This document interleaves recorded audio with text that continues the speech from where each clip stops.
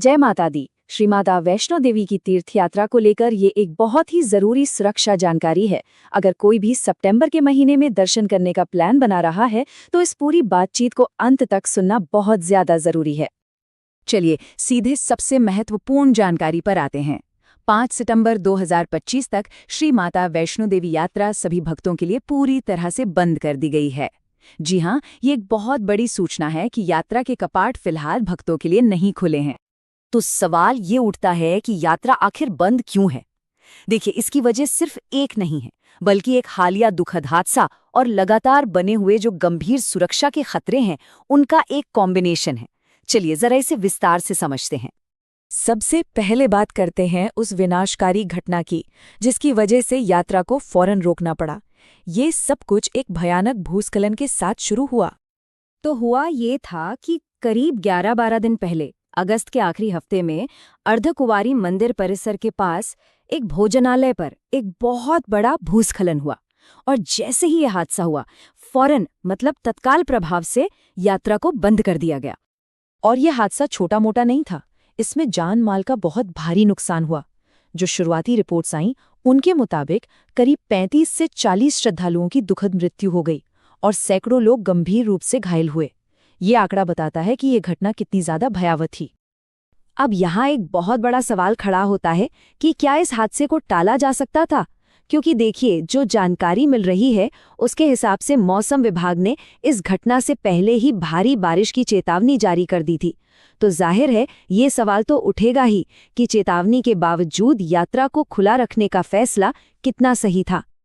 और ऐसा नहीं है कि वो हादसा हुआ और अब सब ठीक हो गया है, बल्कि हालात सुधरे नहीं हैं।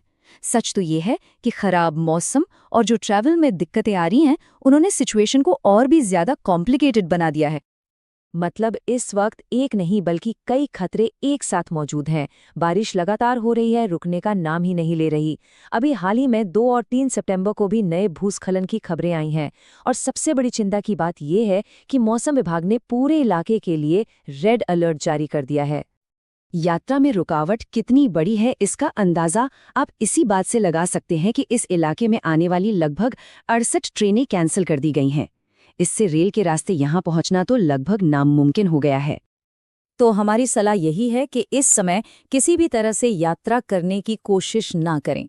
सड़क के रास्ते की बात करें तो जो नेशनल हाईवे 44 है, वो बाढ़ के कारण बुरी तरह से खराब हो चुका है और हवाई यात्रा में भी लगातार देरी हो रही है। जान का जोखिम लेना इस वक्त बिल्कुल भी सही नहीं है। तो अब बात करते हैं कि ऑफिशियली अधिकारियों की तरफ से सभी तीर्थयात्रियों के लिए क्या साफ निर्देश दिए जा रहे हैं। अधिकारियों ने एक और बहुत बड़ा और ज़रूरी कदम उठाया है। कटरा में जितने भी होटल हैं, उन्हें बंद करने का आदेश दे दिया गया है। ऐसा इसलिए किया गया है ताकि तीर्थयात्रियों को इस असुरक्षित इलाके में आने और रुकने से रोका जा सके। तो सबसे बड़ा और सबसे साफ संदेश यही है, सभी की सुरक्षा के लिए ये बहुत जरूरी है कि किसी भी प्लान की हुई यात्रा को तब तक के लिए टाल दिया जाए जब तक के अधिकारी खुद रास्ते को सुरक्षित घोषित नहीं कर देते। अब आते हैं उस सवाल पर जो सबके मन में होगा कि यात्रा फिर से शुरू कब हो सकती है और इस पर ताज़ा नजरिया क्या है। देखिए, उम्मीदों को सही रखना जरूरी है। इस बात की संभावना बहुत ही कम है कि यात्रा अगले 4-5 दिनों में फिर से खुल जाएगी। कोई भी फैसला लेने से पहले सुरक्षा ही एकमात्र प्राथमिकता है और सिचुएशन अभी भी बहुत अनिश्चित बनी हुई है। तो कुल मिला के बात यही है कि अभी घर पर रहना और सुरक्षित रहना ही सबसे जरूरी है। आस्था महत्वपूर्ण है, लेकिन इस समय प्रकृति के संकेतों और आधिकारिक चेतावनियों का सम्मान करना उससे भी ज्यादा जरूरी है। माता वैष्णो देवी यात्रा पर विश्वसनीय और आधिकारिक अपडेट्स के लिए चैनल को सब्सक्राइब करें और नोटिफिकेशंस जरूर ऑन कर लें। जय माता दी।